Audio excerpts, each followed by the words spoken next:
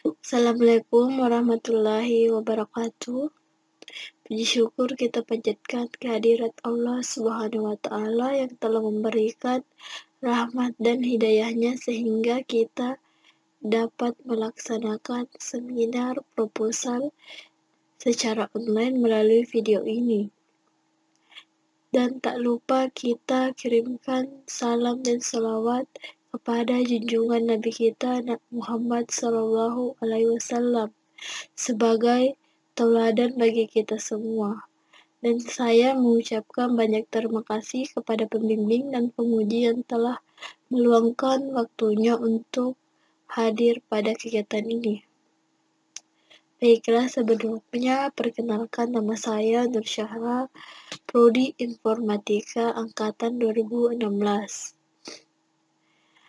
Baiklah, saya akan mempresentasikan usulan penelitian saya yang berjudul Perbandingan Metode KNN dan NIF-Base dalam klasifikasi penentuan calon pendonor darah.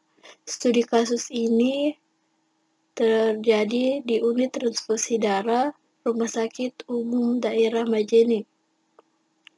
Adapun hal-hal yang poin penting yang akan saya sampaikan dalam penelitian ini, yakni pertama, pendahuluan tentang latar belakang mengapa saya mengambil judul skripsi ini. Kemudian yang kedua yaitu tinjauan pustaka atau studi literatur yang saya ambil. Dan ketiga yaitu metodologi atau metode yang saya gunakan dalam penelitian ini.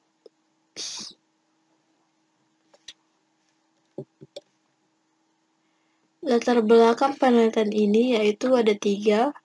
Yang pertama, permasalahan terkait status calon pendonor darah. Kedua, petugas pada bagian pemeriksaan di tahap awal sering mengalami kesulitan dalam menentukan calon pendonor darah yang layak untuk mendonorkan darahnya karena jumlah petugas yang kurang. Kemudian yang ketiga, belum adanya sistem yang mendukung pengklasifikasian kelayakan calon pendonor darah. Selanjutnya, rumusan masalah. Berdasarkan rumusan masalah, ini berdasar pada latar belakang tadi. Maka diperoleh rumusan masalah yaitu bagaimana mengimplementasikan dan menganalisis hasil perbandingan menggunakan metode KNN dan NIF-Base dalam klasifikasi penentuan calon pendonor darah. Selanjutnya yaitu tujuan penelitian ini juga berdasar dari latar belakang tadi. Maka kita memperoleh tujuan penelitian yaitu untuk mengimplementasikan dan menganalisis hasil perbandingan menggunakan metode KNN dan NIF-Base dalam klasifikasi penentuan calon pendonor darah. Selanjutnya ada batasan masalah. Di sini ada 3. Yang pertama yaitu metode yang digunakan dalam penelitian ini adalah metode NIF-Base dan KNN dengan kasus penentuan calon pendonor darah di Rumah Sakit Umum Daerah Majene. Kemudian yang kedua yaitu penelitian ini hanya membandingkan 2 metode NIF-Base dan KNN. Ketiga, kriteria atau atribut yang digunakan pada penelitian ini adalah pertama, kadar hemoglobin, kedua, tekanan darah sistolik, ketiga, tekanan darah distolik, keempat, berat badan, kelima, umur, dan yang terakhir, jenis kelamin. Adapun manfaat penelitian ini yaitu penelitian ini diharapkan dapat membantu petugas dalam menentukan status calon pendonor darah. Kemudian, sebagai wadah informasi dalam menambah wawasan atau pengetahuan bagi penulis maupun pembaca mengenai sistem klasifikasi khususnya dalam permasalahan tentang penentuan calon pendonor darah. Kemudian yang terakhir, penelitian ini diharapkan dapat berguna untuk penelitian selanjutnya, baik permasalahan yang sama ataupun permasalahan yang berbeda.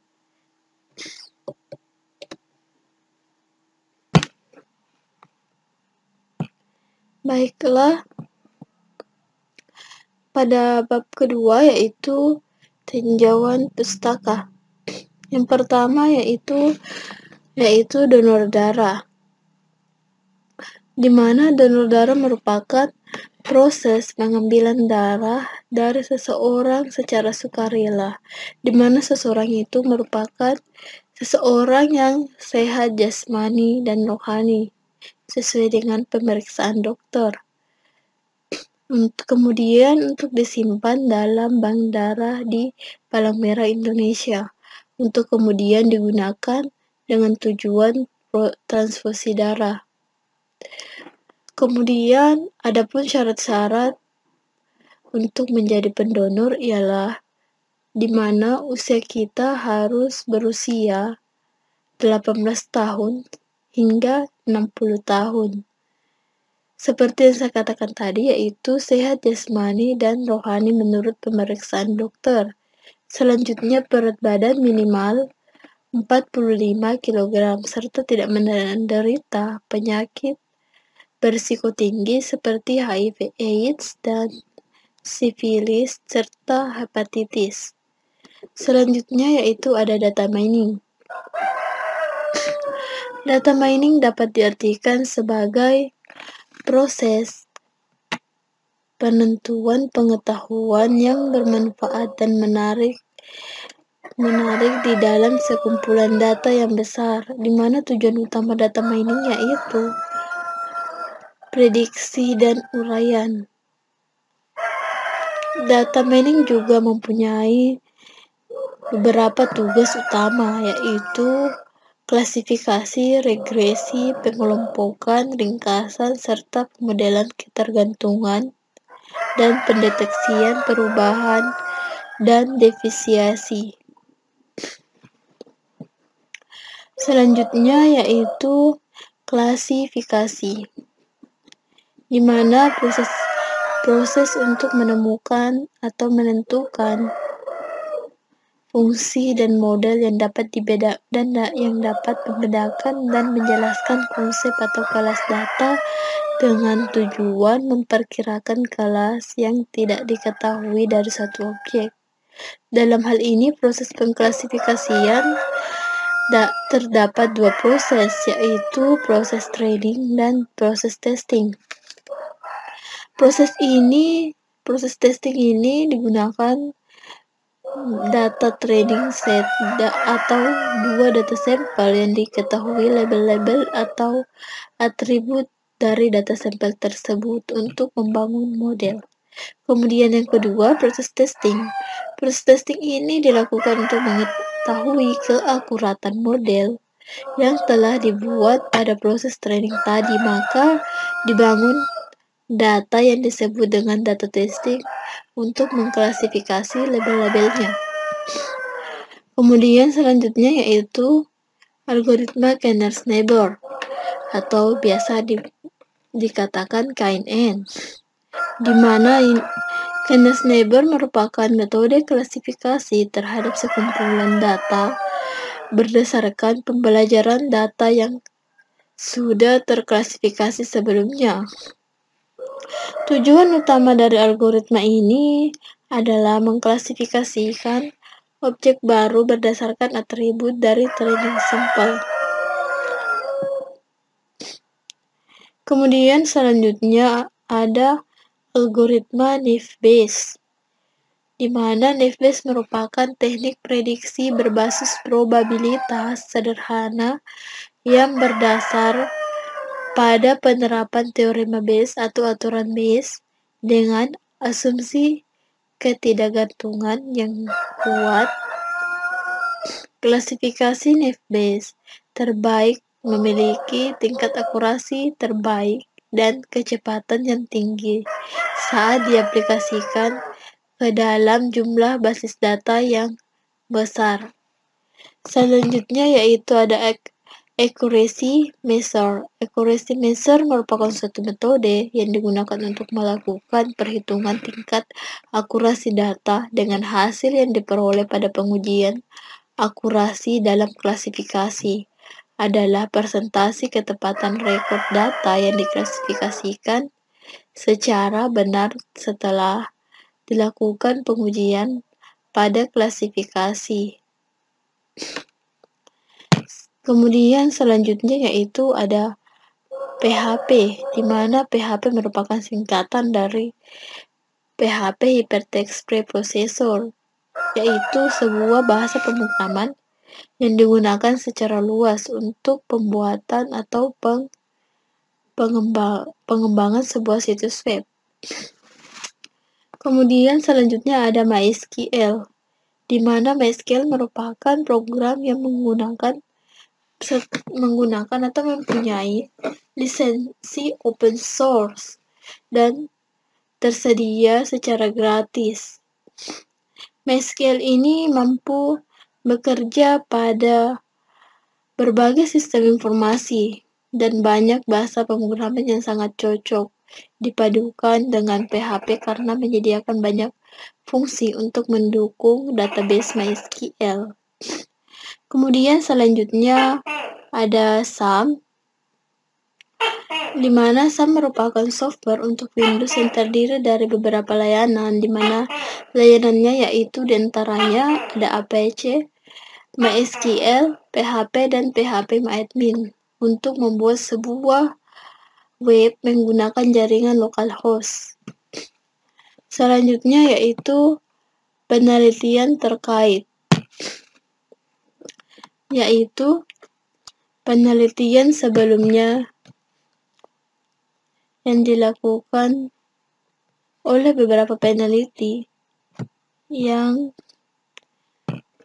terkait dengan usulan penelitian saya, yaitu pada tahun 2014 oleh Rian Eko Putri, Suparti, dan Rita Rahmawati dengan judulnya Perbandingan Metode Klasifikasi Naive-Bayes dan Canar's Neighbor pada Analisis Data Status Kerja di Kabupaten Demak tahun 2012. Kemudian ada Arief Kurniawan pada tahun 2015 dengan judulnya Penentuan Calon Pendonor Darah Menggunakan Algoritma Naive-Bayes Classification dengan studi kasus PMI Samarang.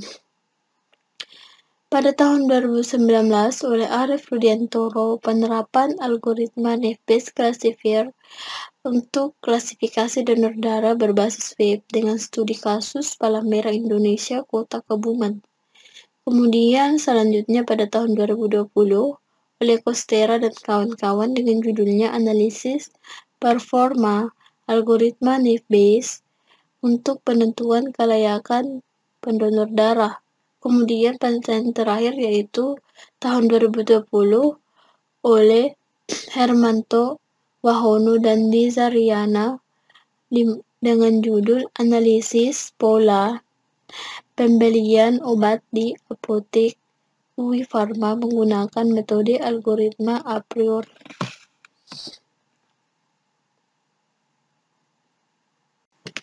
Baiklah, selanjutnya yaitu pada metode penelitian, di mana metode penelitian ini terdapat 6 langkah, yaitu pertama, jenis penelitian, jadwal penelitian, prosedur penelitian, teknik pengumpulan data, teknik analisa data, serta teknik pengujian. Pada jenis penelitian ini menggunakan penelitian pengembangan yang disebut juga research and development.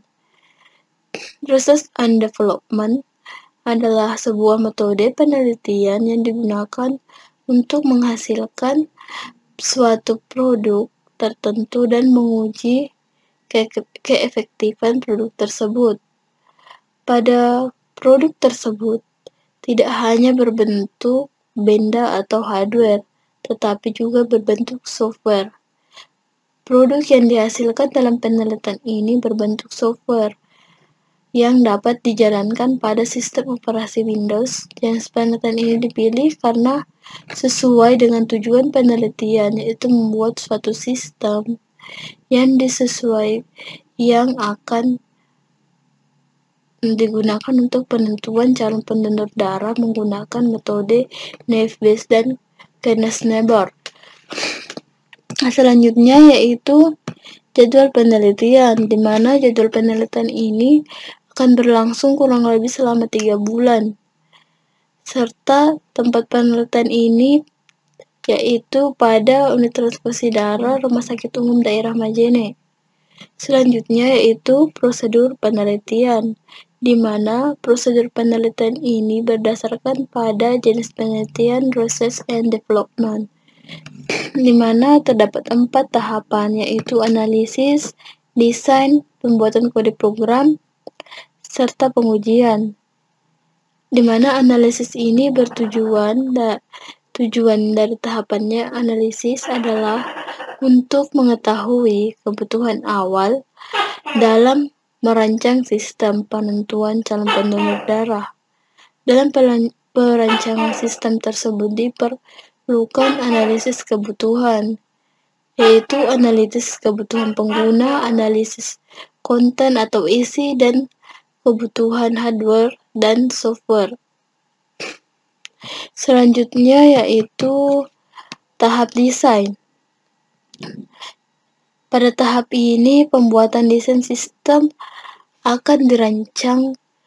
Tujuan dari tahapan ini untuk memberikan gambaran tentang sistem yang akan kita bangun dan bagaimana tampilan atau interface-nya nanti.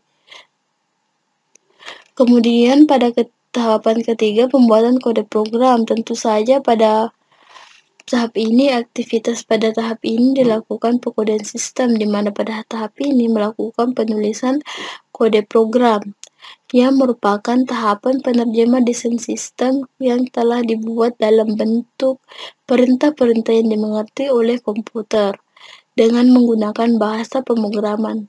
Tahapan ini memiliki peran penting dalam membangun sebuah sistem. Tahapan ini, bahasa pemrograman yang digunakan pada penelitian ini yaitu bahasa pemrograman PHP.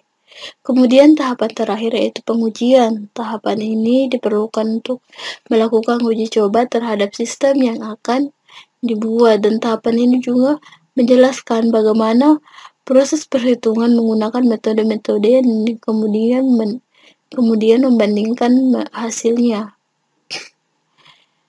Selanjutnya yaitu teknik pengumpulan data. Teknik pengumpulan data di sini terdapat 2, yaitu yang pertama observasi, di mana teknik pengumpulan data observasi ini dilakukan dengan cara sistematis dan sengaja yang dilakukan melalui pengamatan dan pencatatan gejala-gejala yang diteliti.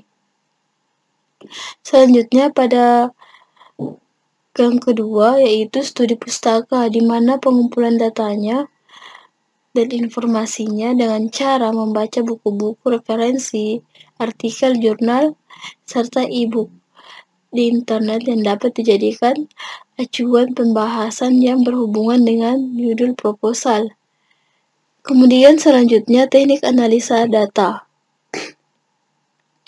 Teknik analisa data dalam penelitian ini kualitatif, diperoleh dari berbagai sumber dengan menggunakan teknik pengumpulan data yang bermacam-macam atau triangulasi, dan dilakukan secara terus-menerus sampai datanya jenuh. Dengan pengamatan yang terus-menerus tersebut mengakibatkan variasi yang tinggi sekali. Dalam hal ini, analisis data kualitatif Bogdan menyatakan bahwa analisis data adalah proses mencari atau menyusun secara sistematis data yang diperoleh dari hasil wawancara, catatan lapangan, dan bahan-bahan lainnya. Kemudian dalam penelitian ini, penulis menggunakan metode pengambilan data secara kualitatif, yakni dengan cara melihat langsung proses dan masalah dalam ruang lingkup wilayah yang diteliti untuk menemukan masalah dan wawancara langsung kepada pihak-pihak yang terkait di lingkungan yang diteliti. Kemudian yang terakhir yaitu teknik pengujian. Teknik pengujian di sini dilakukan untuk mengetahui apakah sistem pengklasifikasian ini berfungsi dengan baik dalam mengenai permasalahan tentang penentuan calon pendonor darah ini. Pengujian ini dilakukan dengan membandingkan hasil perhitungan dari kedua metode yang digunakan, yaitu Naive-Bayes dan Knaus-Neibor. Kemudian akan memperoleh hasil dan perbandingan kedua metode yang digunakan tadi sehingga kita dapat memperoleh metode yang terbaik yang akan digunakan pada calon pendonor darah. Pada penelitian ini menggunakan metode perhitungan akurasi, di mana perhitungan akurasi ini nantinya akan membandingkan tingkat akurasi antara kedua metode Naive-Bayes dan Knaus-Neibor.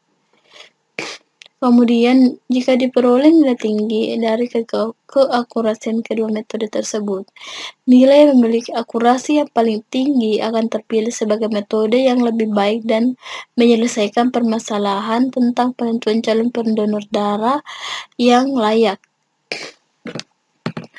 Kemudian selanjutnya, perancangan sistem.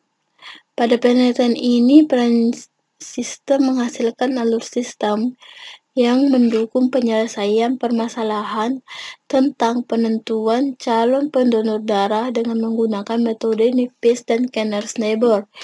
Berdasarkan permasalahan tersebut, maka diperoleh diagram alur seperti pada gambar ini, yaitu di mana sistem ini dimulai dengan pengguna atau user memasukkan data yang ditetapkan pada sistem ini. Selain itu, data yang akan diproses menggunakan dua metode yang berbeda, yaitu Naive-Bayes dan Knaus-Neibor. Kemudian, data training menggunakan model Naive-Bayes dan Knaus-Neibor. Setelah itu dilakukan proses testing untuk menghasilkan output atau keluaran proses tersebut yang nantinya akan dibandingkan untuk memperoleh metode yang terbaik.